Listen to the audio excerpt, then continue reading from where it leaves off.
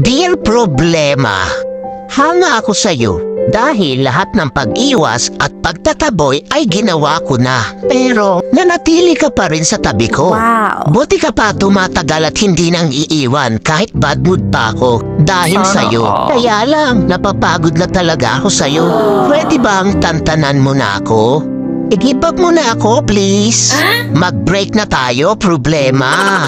Hindi na kita kayang tagalan. Kaya, iba na lang mahalin mo. Mababaliw na ako kaiisip sa'yo. Pwede, ikaw na lang mag-isip sa akin. Ikaw naman mamroblema sa akin. At nakakapagtaka ka rin problema, no? Dahil wala namang nangyayari sa atin. Bakit nagkaanak ka? Dumami ka pa talaga. Pwes, hindi akin yan. Nagawa mo rin pala talaga akong lokohin, ha? P.S. Huwag mo na ako sundan o hanapin pa. Wala akong pananagutan sa'yo. Nagmamahal. Stress.